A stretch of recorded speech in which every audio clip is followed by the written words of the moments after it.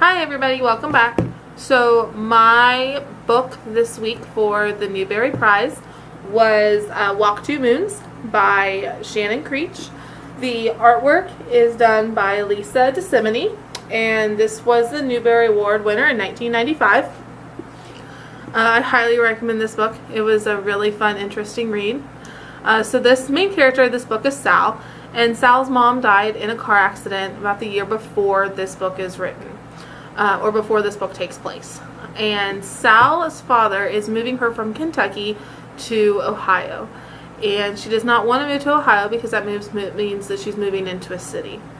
And her first day in the city, she sees a little girl through a window, and we find out that that little girl's Phoebe. Phoebe and Sal become very good friends, and Sal spends a lot of time over at Phoebe's house. One day, a man comes to Phoebe's house when there aren't any adults, and the two girls answer the door, and the man, who they begin to call the lunatic, asks for Phoebe's mom, and she says that she isn't there, and he asks who she is, and Phoebe says, well, I'm her daughter, and Sal says that she's a family friend, and that's the last we hear from them. Soon after that, there are some crazy little messages and proverbs that are left on the stairs, and then Phoebe's mom starts coming home very upset.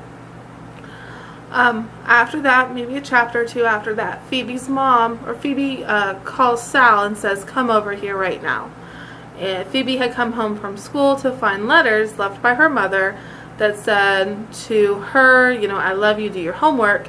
To her daughter, or to Phoebe's older sister, put on dinner. And then another one that was addressed to their father. We don't know what that one says.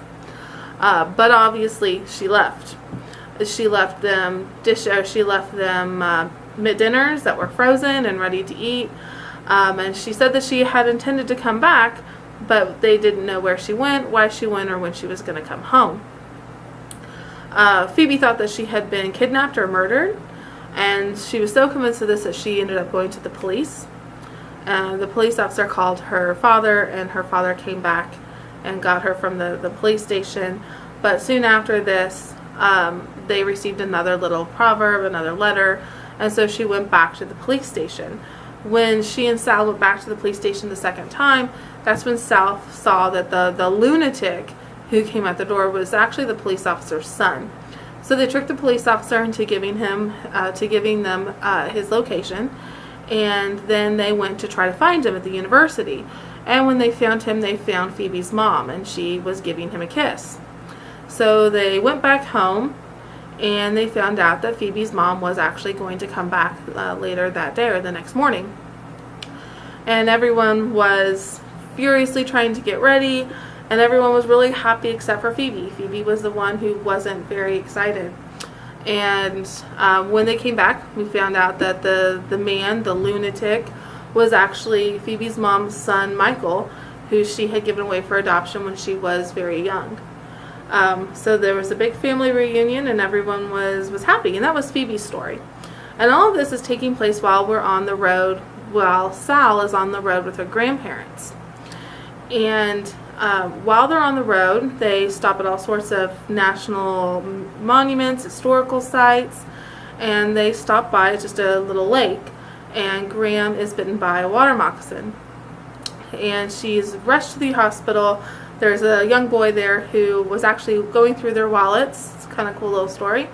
But he starts sucking out the blood and the venom, and they get her to the hospital. And she leaves AMA the next day. She probably should have stayed, but she knew that they wanted to get on with their trip. And she just progressively gets worse. And they do get to go to Yellowstone because Graham really wanted to see Old Faithful. And then after she sees Old Faithful, she has a stroke.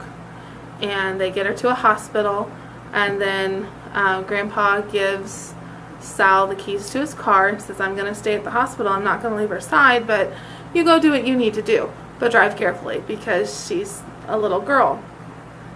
So she drives very carefully up these very treacherous roads to where her mother was killed in the bus accident. And she goes and she climbs down to see the bus, the wreckage, where her mother was killed. And it's a very good book, and I'm at my time, so I'm going to get off as quickly as I can. For a activity, I had the kids journal throughout reading the book, just like the kids in this book journaled. Thank you guys very much for watching, and have a great spring break.